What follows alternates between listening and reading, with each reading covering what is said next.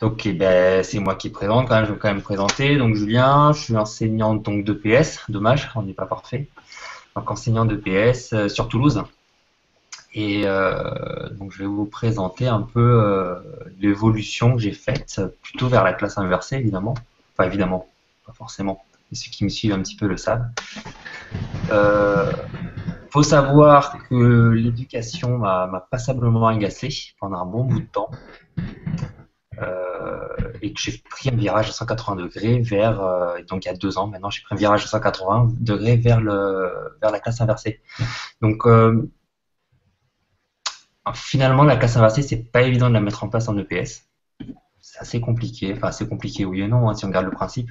Et j'ai quand même essayé parce que je me dis, bah tiens, c'est un nouvel objectif, peut-être ça va me donner envie de continuer d'être enseignant. Donc voilà, je vais vous montrer un peu l'évolution. Parce que si j'en suis là aujourd'hui, c'est parce que j'ai 2 ans derrière moi de pratique de la classe, d'une adaptation de la classe inversée. Alors, ce que je regrette du coup, c'est que je vais vous présenter. J'ai fait une présentation sur un keynote, enfin sur PowerPoint, et si je voulais faire un partage d'écran, bah, vous me voyez plus. C'est pas grave, hein. Vous hochez de la tête, non, c'est pas grave. Oui, non. Merci. Bon, donc je partage mon écran. Bon, alors, faut savoir que cette présentation, je l'ai faite quand même il y a 2 heures. Oui, c'est ça, en même temps que j'étais en train de virtualiser les pattes. Donc voilà, la classe inversée dans toutes ses étapes, parce que c'est juste un cheminement que j'ai fait. C'est vraiment déstabilisant en fait de vous parler et de voir personne, hein. Donc bon, tant pis. Euh, la classe inversée en EPS, ben, point d'interrogation, est-ce que c'est adapté ou pas? Je reprends la phrase d'Héloïse parce que c'est elle qui m'a fait réfléchir là récemment. En plus, il y a quoi? Il y a 6 mois, elle m'a fait réfléchir. Ce qui m'intéresse surtout dans cette phrase qu'elle nous a dit un jour, c'est surtout la tâche simple, la tâche complexe. Ça m'a vraiment fait réfléchir sur ce qu'on peut donner à l'élève et ce que l'élève peut en retirer, ce que nous devons faire avec l'élève. Finalement, c'est le fond de la classe inversée. Nécessairement une adaptation en EPS, parce que faire une capsule pour expliquer comment on met le petit doigt, ça m'intéresse pas. Le petit doigt au niveau moteur, ça m'intéresse pas du tout. Moi, je suis un enseignant d'éducation physique, hein. Le sport, c'est pas mon dada, je sais pas faire. Et donner une capsule à la maison, bah pourquoi faire quoi? Ça n'empêche. Bon, donc voilà, il y a un petit trait. Je donne quand même une petite capsule à la maison. Ça a été ma première étape, donc il y a 2 ans, quand j'ai découvert la classe inversée. Donc je créais des capsules que je le donnais à la maison. C'était une tâche simple. Je sais pas trop. Voici un exemple de capsule que je donnais aux élèves. Je précise, c'est en sixième. Bon, certains l'ont déjà vu. Je suis désolé pour ceux qui l'ont déjà vu. Vous l'avez déjà sur mon site, puisque Et j'ai un site pour les bonjour, élèves. lors de votre prochain cours, vous allez découvrir l'acrosport, mais surtout, vous allez vous rendre compte qu'il s'agit finalement qu'une histoire de force. Est-ce que vous entendez le son? Mais c'est quoi l'acrosport? Plus connu sous le nom de gymnastique acrobatique, l'acrosport est une activité gymnique artistique mélangeant chorégraphie, gymnastique au sol et pyramide humaine. Quand on parle de force en acrosport, et plus généralement en gymnastique, on ne parle pas de force physique, mais de force d'équilibre. Ainsi, il faut bien comprendre que tout le monde est capable de réussir. L'acrosport est une histoire de force. Regardons ces deux gymnastes en train de réaliser une figure. Pour tenir un équilibre, le gymnaste de droite exerce une force vers la droite, ici en rouge. Pour Bon, compenser s'il y a cette des force, le physiciens dans la gymnaste de salle, vous m'en gauche voulez pas. exerce une force opposée, ici en bleu. Mais si la figure est parfaitement équilibrée, c'est parce que les forces rouges et bleues sont parfaitement identiques en distance, mais de sens opposé. Elles s'annulent donc. Alors La cette, figure est donc parfaitement équilibrée. alors cette séance, ça je le donne donc avant, sur le principe basique, hein, comme tout un chacun peut faire. Euh, je rencontrais souvent un problème au niveau moteur avec mes élèves. C'était pour une classe de sixième, cette capsule-là. Ils n'arrivaient pas à monter des figures. C'était impossible, notamment cette histoire d'équilibre. Ils ne comprenaient pas qu'il fallait avoir les bras tendus. Et je lui dis, bah tiens, ça, si je pouvais le dire une bonne fois pour toutes en amont, ça me permettrait d'anticiper le cours. D'où le fait, voilà, toutes mes capsules sont construites toujours pareil. Qu'est-ce que je peux dire aux élèves en amont du cours? Ça ne les pénalise pas s'ils ne regardent pas la vidéo, mais d'un autre côté, ça ajoute un petit plus pour le cours. Donc les élèves qui n'ont pas vu la vidéo, soit ils se dépêchent au vestiaire, soit au contraire, euh, ils vont arriver à rattraper le fil. C'est pas fondamentalement gênant. Mais ceux qui ont vu la vidéo, ils ont un petit plus, ils peuvent aller plus vite. Je me retrouve donc en classe avec mon étape B. Comme toujours, ce qui est intéressant dans la classe inversée, c'est pas la capsule en soi, c'est ce qu'on en fait. Donc j'ai fait un atelier. Maintenant, je fonctionne comme ça. Il y a une capsule, je fais un premier atelier où le but c'est qu'il n'y ait pas de consignes dans l'atelier. À partir du moment où il y a trop de consignes, c'est que ça fait flop. Je me souviens d'une expérience de Famos dans les années 70 où on appelait ça la trace bleue. Vous pourrez aller voir sur internet si vous voulez. Et pas de consignes, le minimum possible. Typiquement, à cette séance d'acrosport, je leur avais dit, bon bah voilà, vous avez des figures, débrouillez-vous. Et là, ce qui était magique, c'est que j'avais des élèves qui réussissaient pas et qui disaient à l'autre, non mais t'es bête, c'est comme la vidéo là, il faut absolument tendre les bras, il faut absolument regarder, c'est des forces. Et là, je me dis, bah c'est gagné quoi. Étape C, c'est bien beau une fois qu'on fait l'atelier, où je les mets en situation sur une tâche simple. Bah, on fait bien sûr un brainstorming, enfin, on se met ensemble, on place ensemble les règles principales. Donc étape C, ben, on va essayer de complexifier la tâche. Et généralement, je vais donner, bah, typiquement dans cet exemple-là, je vais donner des exemples de figures plus compliquées à réaliser. Dernière étape, et ben, pendant toute la séance, ils ont fait plusieurs figures. Donc forcément, à la fin, je leur demande de faire un échauffement, un enchaînement. Donc là, je vais vérifier l'acquisition des savoirs, mais je vais le faire dans une tâche complexe, globale, en fait, une tâche globale. Donc voilà mon approche de classe inversée donc en EPS. La capsule, c'est pas tant un savoir, c'est plus pour donner l'envie aux élèves de venir. Ça, je l'ai fait en 6e. Après, j'ai eu un souci, je me dis, mais fondamentalement, à quoi ça sert? Parce que, ok, je peux gagner du temps, ok, les élèves, j'avais beaucoup d'élèves dyslexiques, les retours des parents de ces élèves-là, ils étaient enchantés, ils disaient, c'est génial, ça leur donne des routines, ça leur donne des repères, mais finalement, quel est l'intérêt, quoi? Donc, on en vient là. Ouais, déjà, on est sur des savoirs moteurs. Je me suis questionné parce que je venais sûrement d'écouter Marie et puis c'était une simple mise en bouche, pourquoi pas. Et bah, les vidéos visionnées. On en revient, est-ce que les vidéos sont visionnées? Bah, dans l'adaptation que j'ai faite, c'est pas trop gênant en soi. Alors, ne me demandez pas pourquoi il y a cette diapo, je n'en sais absolument rien. Voilà, donc ça, j'ai fonctionné comme ça pendant un an. Et puis, je reviens à la phrase du début, de la tâche simple, la tâche complexe. Et là, une semaine après, je dis, mais c'est génial, quoi, ça. Je venais j'étais en train de faire de la longueur avec les élèves. Et j'essaye de me mettre en situation, là. J'ai un élève qui saute, puis j'en ai un deuxième, puis enfin bref, qui s'enchaîne, quoi. Il y a une loi qui dit que pour travailler, pour commencer à comprendre le geste moteur, il faut le répéter au moins 50 fois. Donc il y a deux solutions. Souvenez-vous de vos cours de saut en longueur ou de saut en hauteur, pour ceux qui en ont fait. Vous attendez en file indienne et vous vous ennuyez. Bon, ça, c'est pas ma vision. Moi, ils sautent sans arrêt. Ils s'arrêtent jamais, je les arrête jamais. Ce qui pose le problème de qu'est-ce que je leur donne aux élèves. J'en attrape un, je fais bon, allez, viens me voir, je vais t'expliquer. Et pendant que j'essaye de lui expliquer quelque chose qui ne comprend absolument rien parce que c'est totalement abstrait, et bien il y en a 20 autres qui font n'importe quoi derrière. Et là, je me suis dit, mais comment je peux faire pour différencier mon apprentissage et être partout et nulle part à la fois? Et c'est là que j'ai eu la tâche simple, j'ai dit, bah, je vais déléguer ça à la vidéo. Donc c'est pour ça, nous avons des élèves uniques, peut-être, mais ils ont tous des difficultés qui sont singulières et souvent identiques. Donc pour une séance, je me suis dit, bon, c'était en longueur, je vais apprendre à donner une impulsion en longueur pour aller le plus loin possible. Il y a forcément des invariants, il y a forcément quelque chose qui est identique, des erreurs communes chez tous les élèves. Et bien ces erreurs communes, je vais essayer de les mettre en vidéo. Et ça m'a donné mon projet, 1 minute pour comprendre. Le but, c'était apporter à l'élève ce dont il a besoin, quand il en a besoin, même si je ne suis pas là. Elle vous embête, hein, la tâche au fond. Bah, tant pis, je ne peux pas la déplacer. Donc, donner confiance pour l'acquisition des tâches simples. La confiance, elle est à l'élève. Je vais lui faire confiance parce que je vais lui donner, je vais lui faire confiance dans son apprentissage puisque je vais me déporter via la vidéo.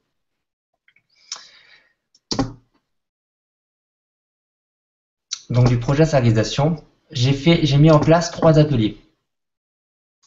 Un atelier 1, donc qui est la situation globale, c'est là où je me situe, moi. Je veux dire, à un moment donné, il faut bien que je puisse identifier les besoins de l'élève. Donc, moi, je suis dans la situation globale, dans la tâche complexe, finalement. Ensuite, il y a un atelier 2 qui est l'atelier capsule. C'est là où il va y avoir une vidéo que j'ai appelée 1 minute pour comprendre, pour expliquer ce qui coince. Et enfin, un troisième atelier où les élèves, ouais, d'accord, je sais ce qui coince, mais maintenant, il faut que je le mette en pratique. Donc, je lui fais confiance là encore. Il va pouvoir se mettre en pratique tout seul. Situation globale, donc, je reprends. Tâche complexe, donc c'est avec moi. J'identifie le besoin. Atelier numéro 2, atelier capsule. Ça permet à l'élève donc de voir une vidéo qui explique son erreur. Donc ça, c'est en autonomie. Donc je vais isoler la tâche simple.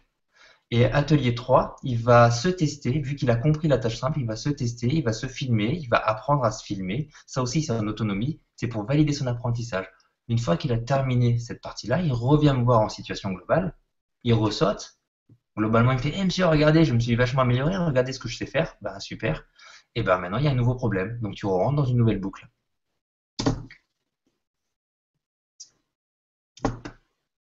Ça, c'est, voilà, je suis donc à l'atelier global.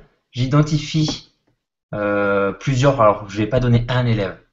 Dès que j'identifie 4-5 élèves qui ont le même type de problème, là, c'était la forme du saut. C'était un genre de triple saut. Et ils s'en mêlaient les pieds. D'ailleurs, si vous voyez, il y a forme du saut, il y a marqué le saut est-il sous la forme gauche, droite, gauche. Enfin bref, ils s'en mêlaient les pieds. Dès que j'en identifie 4-5, je les récupère, je leur donne une fiche, bah, celle que vous voyez. Vous avez un QR code à gauche. J'ai dit, bah maintenant, vous allez à l'atelier capsule. Ils partent à l'atelier capsule, ils passent le QR code sous la tablette, ça leur envoie directement la vidéo. Une fois qu'ils ont terminé la capsule avec l'explication, ils vont à l'atelier vidéo. Et là, ce sera au verso de la fiche. Le saut est-il sous la forme? C'est un indicateur pour qu'est-ce que je dois observer quand je me suis filmé. Filmer les élèves ne veut pas dire qu'ils savent se filmer, qu'ils savent quoi regarder, quoi analyser. Donc, ils ont forcément un guide à côté pour les orienter à qu'est-ce que je dois faire. J'ai fait cette vidéo-là pour une autre présentation. Ça résume un peu les 3 étapes. Elle dure 3 minutes. Vous avez eu le son tout à l'heure ou pas? Parce que je sais pas, j'ai pas eu le retour. Bon, qui des mots consent, on va dire que oui, vous avez eu le son. Donc voilà, ça va résumer un peu les 3 étapes. Vous avez même un retour d'élèves. Je crois que certains l'ont déjà vu, donc désolé. C'est pour ceux qui l'ont déjà vu.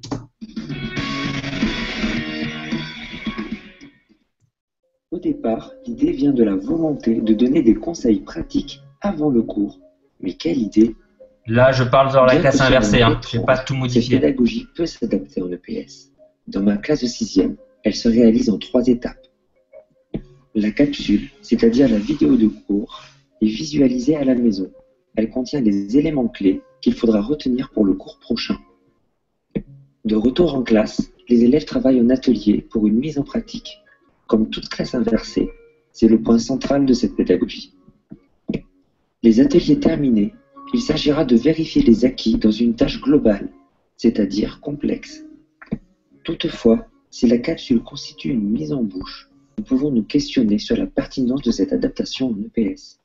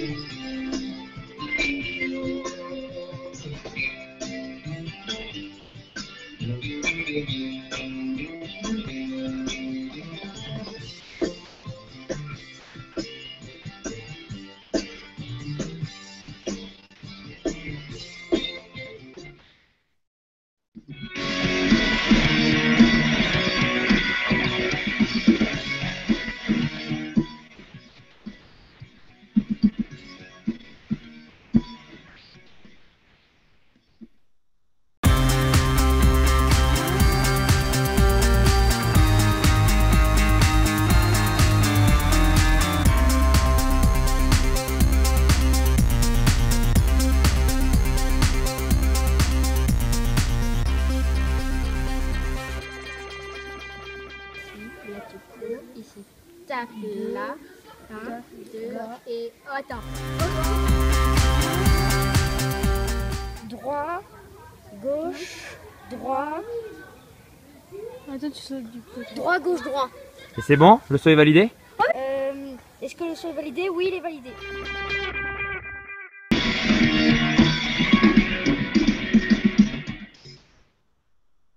Bon, ben, désolé de cette interlude de 3 minutes. J'espère avoir mis plus enfin, vous avez mieux compris qu'en fait ma démarche vers la classe différenciée. Mais ça m'a posé un autre projet où je me suis dit, mais pourquoi je pourrais pas aller plus loin finalement? Conserver la logique de la classe inversée, mais en même temps pas lié aux limites, parce que limites liées à l'EPS. J'aimerais aller, donc un nouveau projet, c'était une minute pour une situation. Comme son nom l'indique, il y a une minute pour comprendre. Ok, c'est une capsule pour comprendre un point précis. Mais finalement, en me déportant, j'ai vu que je pouvais me dédoubler. Est-ce qu'il ne serait pas possible de mettre en activité les élèves simultanément sur plusieurs situations? L'élève, il n'a pas besoin. Je vais prendre un exemple que je vais reprendre tout à l'heure. En service en badminton, certains ne savent pas servir et certains savent très bien servir. À un moment donné, je ne peux pas donner la même soupe à tout le monde. Et plus qu'une minute pour comprendre, c'est une minute pour chaque élève a besoin de sa propre situation. Donc c'est un nouveau projet que j'ai démarré, que j'ai mis en pratique. Toujours la même logique pour moi, apporter à l'élève ce dont il a besoin quand il en a besoin. Mais cette fois-ci, c'est à une plus grande échelle. C'était pendant tout le cours et non pas très ponctuel. Surtout, c'est ça qui m'a intéressé, c'est lui laisser le choix dans son parcours d'apprentissage. Je souhaitais que, en fait, en EPS, et ça c'est pareil dans tous les collèges, j'imagine, on a une activité sportive qu'on va appeler pompeusement une APSA. Cette activité-là, on va la faire sur 7, 8, voire 10 séances. Ça, c'est un cycle d'apprentissage. Et dans son parcours d'apprentissage pour une activité physique, est-ce qu'à un moment donné, lui-même ne peut pas se créer son propre parcours?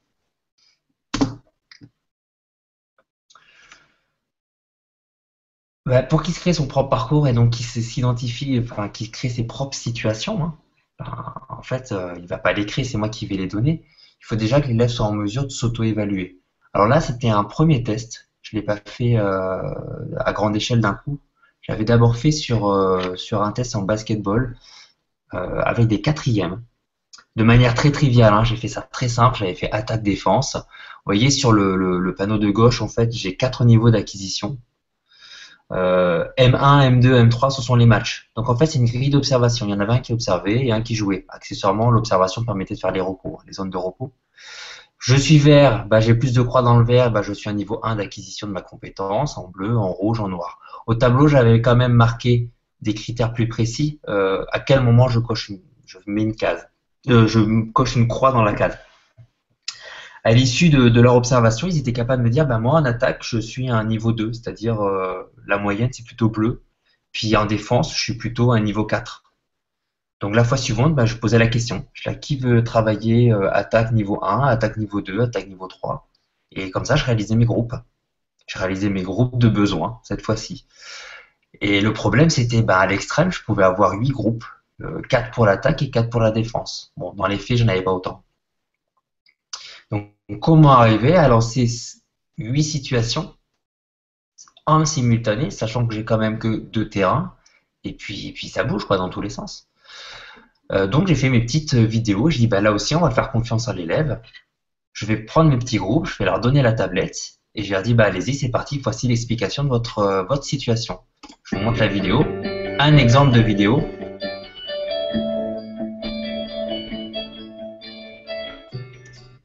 Désolé.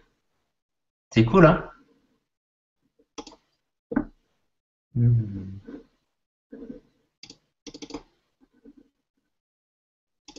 C'est bon?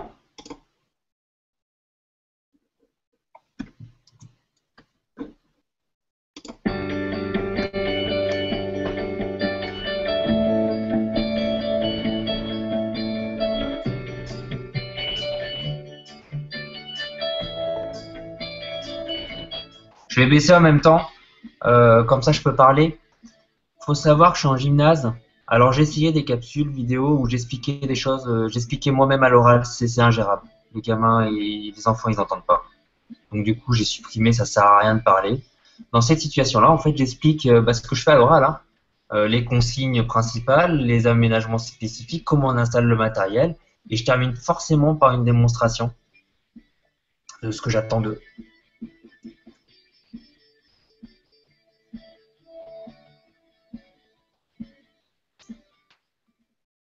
Alors c'est assez déroutant. Suivant les classes, ça fonctionne plus ou moins bien. Ils sont tellement habitués à, pardon pour l'expression, mais à ce qu'on les gave. Du coup, ils gavent comme des oies, hein, vous entendez, que du coup, ils sont hyper passifs. C'était un peu compliqué au départ. Et puis finalement, petit à petit, ça rentre. Ça y est, ils essayent enfin. Enfin, j'y reviendrai juste après. Hop, je suis allé trop loin. Voilà, donc comment je les ai réalisés? Bon, vous avez vu, donc je crée donc mon bagage de toutes les situations. Au début de la situation, j'explique forcément, pour être sûr qu'il ne soit pas trompé de vidéo, je mets le niveau, la compétence travaillée, l'objectif. Donc mes situations. Ensuite, une fois que j'ai tous les élèves devant moi, j'ai fait mes groupes. Ça se fait en instantané, hein. Je dis bon là c'était défense niveau 1 et 2. Oui, j'avais regroupé, hein. C'était qu'un test, hein. J'ai pas fait 8 vidéos non plus, hein. J'ai fait lever la main, ils ont levé la main, je les ai regroupés du côté gauche et du côté droit, peu importe. Je leur ai donné la petite fiche que vous voyez à droite et il y a les consignes et c'est parti, quoi. À ma disposition ce jour-là, pour une classe de 30 élèves, j'avais quand même 4 tablettes. J'avais surtout beaucoup de matériel. D'ailleurs, mes collègues ont dû me dire, il faut que je puisse pallier techniquement à 4 situations. Donc, forcément, j'ai 4 fois plus de matériel. Tout ça, bien sûr, c'est en libre accès, sinon aucun intérêt. Donc, je suis obligé de forcer l'autonomie et c'est là où ça peut peut-être pêcher. C'est aussi un apprentissage qui doit se faire petit à petit, en fait. Et c'est peut-être trop d'un coup. Bon, passons. Et donc, les fiches ressources, c'est un exemple de fiche ressources que vous avez à droite, hein. Même principe que pour une minute pour comprendre. Ils ont la fiche, ils vont la scanner et puis la tablette leur renvoie vers la vidéo. Donc ça, j'avais fait un test, donc sur 2 séances, et je me suis dit, il faut aller plus loin. Ça me plaît bien, entre une minute pour comprendre, une minute pour une situation, ça me plaît bien, mais je vais essayer d'aller plus loin et je vais essayer de faire tout un cycle comme ça. J'avais 12 séances de badminton et je me suis dit, je vais laisser libre complètement. L'enfant, il pourra choisir du début jusqu'à la fin tout son parcours d'apprentissage. Là, j'entends déjà certains me dire, ouais, mais dans ce cas-là, tous les enfants font pas le même apprentissage. Oui, en même temps, à la fin, quand je suis en train d'évaluer et qu'un critère, un enfant l'a lamentablement raté, son critère d'évaluation, il n'a pas appris la même chose que l'autre, hein. Donc justement, je vais peut-être l'aider sur ce dont il a besoin un petit peu plus, hein. Donc moi, ça me dérange pas du tout qu'ils aient pas le même parcours. Par contre, je leur impose un minimum. Ce qui amène aussi une question de responsabilisation par rapport au choix que fera l'élève. Si l'élève me dit oui, j'ai pas envie de choisir attaque parce que ça, j'aime pas ça, j'ai envie de faire que de la défense, oui, c'est ton choix. Mais n'oublie pas qu'à la fin, tu es noté aussi sur l'attaque. Donc en même temps, j'essaye aussi de les sensibiliser à une forme de responsabilité sur leur choix d'apprentissage. Donc j'ai voulu pousser vraiment loin. Je me suis dit, en badminton, 3e cette fois-ci, libre tout le temps. Tout le temps, tout le temps. Ils font ce qu'ils veulent comme situation. Je leur ai donc fait un carnet de bord. Donc je ne sais pas si vous commencez à voir les joyeusetés que ça peut être en cours. 30 élèves, 30 situations différentes. J'avais donc 5 axes. J'ai identifié 5 axes. Vous les avez à gauche. J'avais un axe de service, de déplacement, dégager, rompre l'échange et intention stratégique. Bon, ça parle pas forcément beaucoup, c'est pas grave. Ce qui est intéressant, c'est que j'avais 5 compétences primordiales à apprendre. Chose que j'aurais fait, hein, de toute manière, hein. J'aurais mis 10 séances, hein, un objectif correspond à 2 séances, hein. Dans chaque séance, dans chaque axe, j'ai travaillé 3 niveaux d'acquisition, sachant que pour mes 3e, le maximum exigé, c'est pas forcément un niveau 3. Je veux dire, en dégagé, un niveau 2 aurait largement suffi. Par contre, en 3e, un niveau 3 était imposé. Donc voilà, je peux varier aussi le maximum, le minimum à avoir à la fin pour eux. Alors, ce qu'il faut comprendre, c'est que ce carnet-là, il est plié. Donc en fait, vous avez la page de garde qui est à droite et vous avez la 4e de couverture qui est à gauche. Ça, c'est uniquement qu'on fait, il y a marqué à compléter lors de la séance d'évaluation. Les élèves vont eux-mêmes s'auto-évaluer et moi, dessous, je complète. Donc normalement, on devrait avoir la même note. Ça a été fait et effectivement, à ma grande surprise, on peut faire confiance à l'élève. Ils se sont mis les mêmes notes que moi je leur avais mis. Donc du coup, je leur ai laissé leurs notes, hein. Autre point très intéressant pour moi, c'est que du coup, leur carnet, c'est le leur. À la fin du cycle, je leur ai donné, je leur ai montré mes désaccords, pourquoi je n'étais pas d'accord avec eux. Il y avait vraiment un point d'échange et il y avait vraiment une transparence dans mon évaluation. Là, on est donc à l'intérieur du carnet. À l'intérieur du carnet, on est d'abord sur la page de gauche. Les premières séances, c'est bien beau d'avoir les 5 axes, mais il faut bien que les élèves puissent savoir à quel niveau ils sont. Donc j'ai 2 séances où ils vont travailler, vont s'identifier dans les compétences. Et à l'issue de ces 2 séances, il y a marqué mon bilan, je projette de travailler. Je projette de travailler sur tu es libre pour améliorer mes difficultés, pour renforcer mes acquis ou pour me faire plaisir. À un moment donné, ils ont le droit de se faire plaisir. Je pars beaucoup du principe, je crois que c'est un peu montessorien ça quand même, mais qu'un élève, s'il a envie de se faire plaisir sur un objectif, c'est une fenêtre d'apprentissage qu'il faut saisir, parce qu'il sera beaucoup plus réceptif sur cet apprentissage-là. Donc oui, tu veux te faire plaisir dessus, tu as envie d'apprendre ça, allez, on y va, on fonce dessus. Du coup, à droite, c'est la fameuse notion de responsabilité. Voilà, on voit séance 3, séance 4, séance 5, qu'est-ce que j'ai fait? Atelier séance 3, atelier numéro 1, j'ai fait ma première situation. 1 minute pour une situation. Est-ce que tu peux zoomer, Julien? Ah, tu veux que je zoome? C'est compliqué. Ouais, parce qu'on ne voit pas très bien. Tu es sur Mac ou pas? Si tu zoomes comme sur un Mac, vous avez qu'à avoir de bons yeux, j'en sais rien.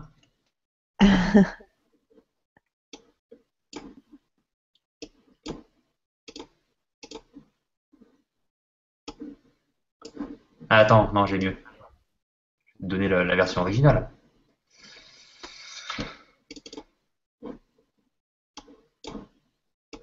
Je suis toujours en partage d'écran là. Ouais, on voit, ouais. C'est un peu trop.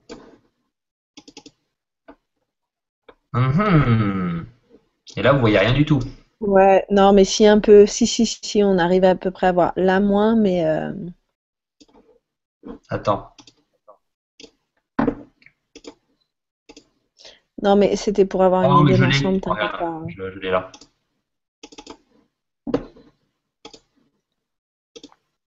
Voilà, ça va mieux là, non? Ah oui, d'accord, ok. Donc voilà, ça c'est ma fiche à l'intérieur de mon programme d'entraînement. Du coup, on voit ma souris au passage. Ça, à la séance 3, c'est à l'issue de mes premières auto-évals. À l'issue de mes premières auto-évaluations, je vais avoir atelier 1, atelier 2, donc mes situations. Puis en séance 3, je me projette pour le cours suivant, sachant que je peux quand même modifier. Le cours qui arrive, séance 3, qu'est-ce que j'ai réellement fait? Est-ce que j'ai validé ou pas mes ateliers? Par qui je l'ai validé? J'avais un système de validation par les pairs. Du coup, on regarde ce que j'ai réalisé ici. Non, l'atelier 1, je voulais faire service niveau 2. Et non, je ne l'ai pas validé. Du coup, ce serait peut-être intéressant qu'à la séance 4, en atelier 1, je refasse le service. Ou pas. Ça, je laisse libre. C'est l'enfant qui choisit. Donc, j'arrive séance 4, séance 5, etc. De 5, je passe à 7. Si, je sais compter. Je sais qu'après 5, il y a 6. C'est que j'avais une séance un peu loisir. Séance, allez, on fait que des tournois, on remet un peu les choses à plat. Est-ce que j'ai évolué? Est-ce que j'ai pas évolué? Est-ce que je me suis amélioré avec des défis? 7, 8, on continue. Hop là. Je reviens ici. Ils avaient également dans leur carnet de bord l'ensemble de toutes les situations présentes. Donc c'est vraiment par bulle, un peu comme par sphère. Chaque bulle correspond à une situation et on voit la petite bulle. Vert, bleu, rouge, c'est le degré de difficulté. Et dessous en orange, c'est toujours l'objectif à apprendre. Ils savent vraiment ce qu'ils vont apprendre pour cibler ce dont ils ont besoin. Donc c'est des bulles. Intention stratégique, c'est la flèche du bas. Là, la branche du bas, il n'y avait pas de situation. Parce que de facto, je les mettais tous en niveau 1, à ce niveau-là. Donc voilà, ils avaient une représentation, une carte mentale de toutes les situations, de tout ce qu'ils allaient apprendre, ou de tout ce qu'ils ne voulaient pas apprendre aussi, ça dépend de leur niveau. Très concrètement, je l'ai mis en place sur mes 12 séances. Ça a été assez compliqué, j'ai eu des petits soucis, bon, ça ne marche pas. Ça ne marche pas parce que ce qui est très compliqué, c'est de se retrouver avec 3 élèves qui sont en déplacement 1, puis 2 qui sont en rompre l'échange, puis 4 qui sont en service. enfin, je me retrouvais avec une quantité absolument astronomique et c'était pardon, mais c'était un joyeux bordel, quoi. Donc, je me suis dit peut-être que 5 thèmes, c'était un petit peu trop. Et donc, du coup, je l'ai déjà évolué. Ah, j'ai déjà évolué, oui, j'ai déjà évolué, bien évolué. J'y viens, j'explique comment je l'ai évolué. J'ai eu la chance d'enchaîner sur un deuxième cycle, en fait, avec les troisièmes, toujours en badminton. Donc, en fait, j'ai pu corriger un peu mes erreurs. J'ai corrigé déjà parce que j'ai dit en amont, là. Par rapport à ça, là, ça m'allait pas du tout. Donc, j'ai déjà corrigé que 5 thèmes, c'était pas possible. Je me suis ciblé que sur un thème pour une séance. Mais cette fois-ci, j'ai voulu combiner tout. Tout ce qu'on avait fait. Tout ce que j'avais fait dans ma réflexion. À savoir, donc, j'avais mes vidéos que je préparais en sixième, qui étaient une forme de mise en bouche. J'avais après mes vidéos, 1 minute pour comprendre, et là, 1 minute pour une situation. Alors même si ça fonctionnait pas, je sentais qu'il y avait un truc bien. Je me suis dit, ben, on va combiner le tout. Je vais avoir 1 minute pour une séance. Ce sont des capsules mises en bouche. Je vais vous en présenter une juste après. Il n'y a aucune vocation. On peut même ne pas l'avoir, c'est pas gênant. Je vais focaliser juste, voilà l'objectif du cours de la prochaine séance. C'est juste pour les préparer, pour se dire, ah super, on va travailler le service. Bah, dans la mesure où je leur propose plus 5 thèmes, mais un seul thème, c'est plus facile de faire ça. Pourquoi j'ai voulu maintenir ça, alors que c'est pas fondamentalement utile? Je revois mon élève qui était un peu les parents de ces élèves donc dyslexiques ou 10 qui me disent monsieur c'est super parce que ça leur permet de mettre une routine, ils savent, ils sont préparés. Donc je dis bah sur mes 30 élèves, même si j'en ai que 5, c'est pas grave, ils seront contents de savoir ce qu'ils vont faire. Ensuite, j'ai toujours mon principe d'1 minute pour une situation, ça je le maintiens. Et là, je me suis dit, mince, 1 minute pour comprendre, je peux l'incorporer. Quand je me suis retrouvé en badminton avec l'autre classe de troisième, monsieur, c'est quoi les règles du service? Alors qu'on était à la 8e séance, j'ai juste pété les plombs. Et là, je me voyais très bien leur dire, bah, tu prends la tablette là que tu vois au fond, hein, tu vas pas la manger, mais tu vas la prendre. Et surtout, tu vas aller regarder la vidéo qui va t'expliquer les règles parce que j'en ai marre de le répéter. Et là, je me suis imaginé donc un mur de capsules. Et je me dis, bah ouais, on leur laisse tout le savoir à disposition. Et donc tout ça, ça forme 1 minute pour mon EPS. Parce que donc j'ai 3 types de capsules. Et j'arrive maintenant.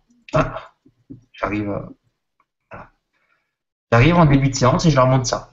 Séance le service. Première vidéo, 1 minute pour une séance. Pour ceux qui n'auraient pas vu, je forme mes petits groupes. Hein. Pour ceux qui n'auraient pas vu, ils peuvent voir la vidéo de mise en bouche. Ou alors je la mets sur le NT. Après, pendant la séance, on retrouve d'ailleurs mes 3 bulles que j'ai repiquées tout à l'heure. Hein. Niveau 1, niveau 2, niveau 3. C'est autrement plus facile pour moi à gérer. Parce que du coup, j'ai juste à dire aux élèves qui est en niveau 1, qui est en niveau 2, qui est en niveau 3, ce qui sous-entend qu'au préalable, ça en fait une auto-évaluation. Hein. Ça, je n'enlève pas les 2 séances d'auto-évaluation. Et pendant la séance, je leur mets en bas la 1 minute pour comprendre, bah, en relation avec la séance du jour, tout ce qui peut, c'est pas obligatoire, c'est pour aller plus loin, des gestes techniques. Si je repère vite fait du coin de l'œil un terrain où ils ont un souci parce qu'ils font toujours la même erreur, ils passent mal leurs mains, j'ai fait une vidéo là-dessus, j'ai fait bah tiens, va vite voir cette vidéo, ça va donner une petite astuce technique. Donc voici donc maintenant comment je procède. Je peux pas vous en dire plus parce que c'est en cours et malheureusement j'étais à l'arrêt après. Donc j'ai pas pu aller jusqu'au bout, là je vais continuer à la rentrée. Je vous montre juste une capsule, 1 minute pour une séance pour vous montrer comment je l'ai vraiment allégé. Parce que c'était le but et c'était vraiment pour dire bah tiens, qu'est-ce que vous allez faire? Bonjour à tous. Au prochain cours, vous allez travailler le service. Si le service désigne le premier coup de l'échange, il est réducteur de le considérer comme tel. Nous allons bien évidemment apprendre à servir, mais surtout, nous tenterons de l'entrevoir comme le premier coup tactique du badminton. Ainsi, j'attends de vous concentration, anticipation et tactique dès le service, afin de placer toutes les chances de remporter le point. Et bien maintenant, c'est à vous de jouer. Ça casse pas trois pattes à un canard, hein. C'est juste vraiment pour anticiper ce que je vais attendre d'eux. Et voilà. Et là, en fait, j'avais d'autres choses, mais ça va, je vous ai pas trop ennuyé. Et puis, faut pas exagérer, je suis prof de balle, quoi. Hein. Bon. C'était super, Julien. Merci. Bon, ben voilà ma réflexion jusqu'à aujourd'hui sur comment arriver à intégrer. Alors, c'est même plus de la classe inversée. Hein. Merci de nous donner envie de travailler encore plus. Quand j'ai lancé une minute pour comprendre, c'est parti d'une réflexion, je sais pas, j'avais dû lire ça quelque part sur les îlots collaboratifs et enfin les îlots de travail. Et, en plus, j'étais en art du cirque. Alors souvent, les profs de PS en art du cirque, qu'est-ce qu'ils font? Ils font des ateliers, effectivement. Les élèves travaillent par atelier, ils vont travailler le jonglage avec les balles, le jonglage avec les massues, ils vont travailler le monocycle. Et là, je me suis dit, ouais, mais finalement, c'est pas un îlot de travail, quoi. C'est un travail en atelier, c'est pas un îlot. Et, euh, et je me suis dit, comment faire pour que les élèves soient vraiment. Pour moi, un îlot, c'est parce que forcément, il y a un besoin qui a été identifié. Or, si je leur dis, bah, vous allez d'abord au jonglage, bah, c'est pas un îlot de travail. Donc, je dis, même en EPS, on a beau travailler en atelier, on ne travaille pas par îlot. Et ma réflexion, elle est partie de là. Elle est partie de là pour comment arriver à donner ce dont ils ont besoin, pile poil quand ils en ont besoin. Je sais pas pourquoi j'ai dit ça. Voilà. Qu'est-ce que tu as comme matériel? Rien. C'est des iPads? Ouais. C'est 4 iPads, c'est ça que tu as dit? Ouais. Alors, Et ton trépied là, c'est un truc que tu as acheté en plus après ou... Non, je l'ai bricolé. Alors, non, j'ai 2 iPads et depuis janvier, là, j'en ai 3. 3 persos parce que j'en ai pas au bahut. Et 3, déjà, ça soulage énormément. Ensuite, j'avais mon téléphone. J'avais mon téléphone qui m'aidait pas mal. Donc, j'avais 3. Bah, aujourd'hui, j'ai 4 écrans. J'ai 4 écrans. En termes de trépied, oui, j'ai un trépied avec je sais pas si on a vu, il y avait une espèce de machin en bois que j'ai fabriqué moi-même. Et après, j'ai un deuxième petit trépied. J'ai un GorillaPod. Je sais pas si vous connaissez. Mhm. Non? Attendez. C'est un espèce de pied mobile. Et en fait, pour les profs de PS, on peut l'accrocher absolument partout. C'est ça. Ouais. Alors, je sais pas si on voit, en fait, c'est pas bien grand, hein, ça fait 30 cm de haut, mais tous les pieds sont flexibles. Là, c'est bon, une patte de fixation dessus. On peut rajouter un accessoire pour accrocher l'iPad, mais du coup, je peux l'accrocher sur une chaise, sur un poteau de hanche, je peux l'accrocher absolument partout. Sur la chaise, c'est très pratique. Et quand tu dis 3 iPads perso, ça veut dire que c'est pas l'école qui te les fournit? Non. Non, ce serait bien si c'était ça. Bah ouais, c'est les tiens, 3 iPads perso. Ouais. Mais bon, à un moment donné, c'était ça où je pétais un plomb, donc tant pis, j'ai pris mes iPads. Moi, j'ai longtemps utilisé mon matériel personnel avant d'être dotée. Hein. Et, non, mais moi aussi, mais de là à en avoir 3 ou 4. Tant pis. Tant pis. Puis Non, c'est bien. l'occasion, ça marche bien. Ouais. En plus, il faut savoir, là-dessus, je suis pas trop matériel et mes collègues, ils sont fous de me voir parce que j'ai ma tablette qui traîne absolument partout. Elle est dans le sable, elle est partout. Enfin, c'est assez marrant. Mais du coup, tes collègues, ils t'imitent pas ou ils bossent pas avec toi sur ces projets-là? Timidement, ils arrivent. Timidement, ils arrivent sur d'autres projets que j'ai mis en place en cours d'orientation. Moi, j'ai une question. Tu parles de tâches complexes et tout, mais c'est pas des situations de la vie courante. C'est juste. En EPS, quand on parle de tâches complexes, j'ai voulu me renseigner en fait. Dès que j'ai vu les tacos qui tournaient pas mal, je me dis bah tiens, qu'est-ce qu'on pourrait faire comme taco en EPS? Bon, j'ai eu des idées qui sont arrivées, donc j'ai tapé tâches complexes EPS. Et globalement, c'est pas le même vocabulaire. C'est juste pour dire que c'est une situation globale. C'est-à-dire quand tu apprends à faire une passe, tu l'apprends de manière décontextualisée, ça veut rien dire. Tu es obligé de l'apprendre en match pour voir si c'est vraiment acquis, tu l'apprends en match. Donc c'est plus une situation globale. D'accord. À un moment donné, c'est ce que nous demandent les programmes et c'est ce que nous demandent les inspecteurs aussi. Ils nous demandent, en réalité, dans une tâche globale où il n'y a pas de règles à ménager, qu'est-ce qui se passe? Ce que vos élèves ont vraiment appris. Et pour nous, ça, c'est une tâche complexe. C'est sûr que c'est intéressant. Ça a dû te demander du temps de faire toutes les vidéos, non?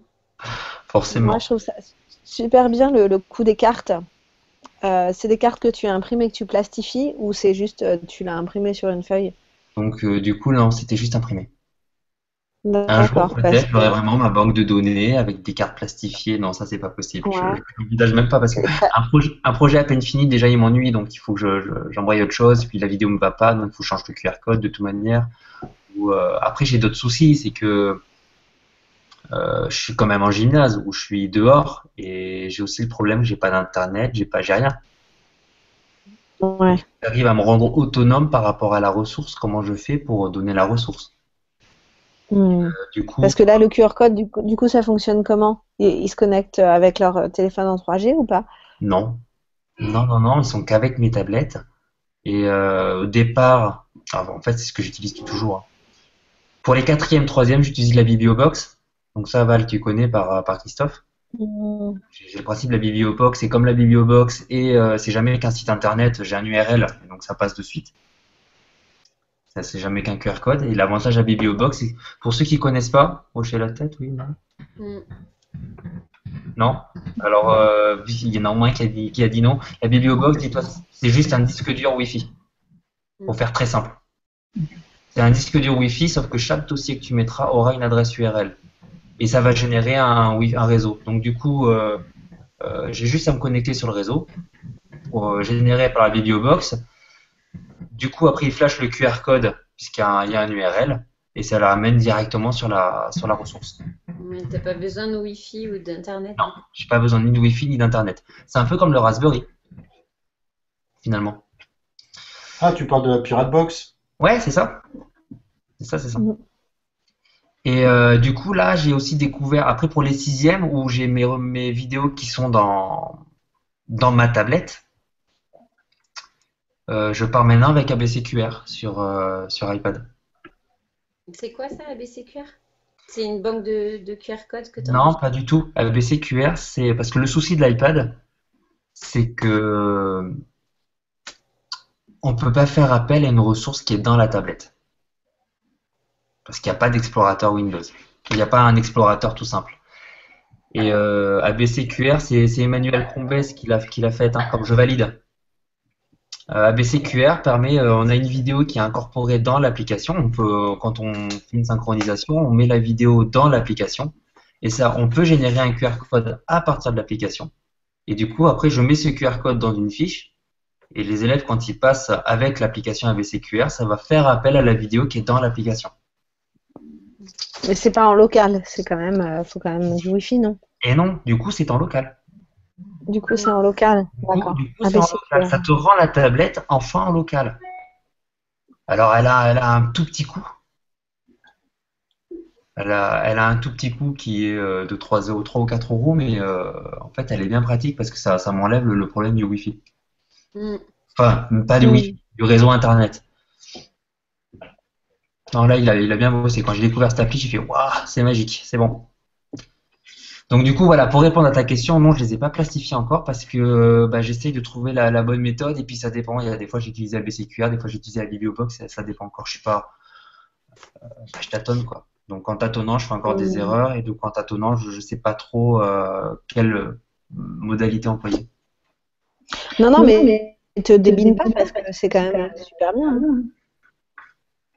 Merci.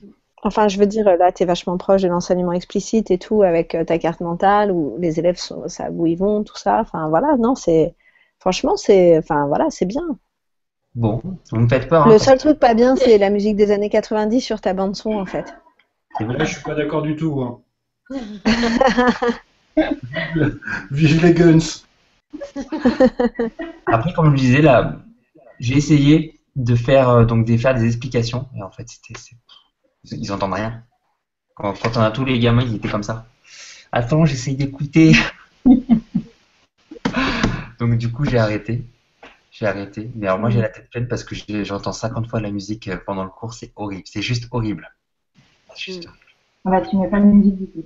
Non, du coup, je leur demande d'écouter le son parce que c'est pas possible. Pas possible. Du Mozart? Pardon? Tu mets du Mozart? Et voilà, c'est ça. Je vais mettre du Mozart. Oh, mais c'est bien, merci. Et puis, ouais, merci. J'ai trouvé ça super bien aussi. Hein. J'espère que vous avez Merci. Si, c'est bien de voir les voilà, parcours, ça rejoint. Et puis au moins, on met un visage aussi sur nos échanges. Pas qu'un pseudo. Ouais, pas qu'une copie d'œuf. Je mettrai pas autre chose, hein. Mais c'est vrai que j'ai trouvé moche tout à l'heure. Allez, à plus tard. Ouais, Salut. Bye. salut à tous. Salut à tous.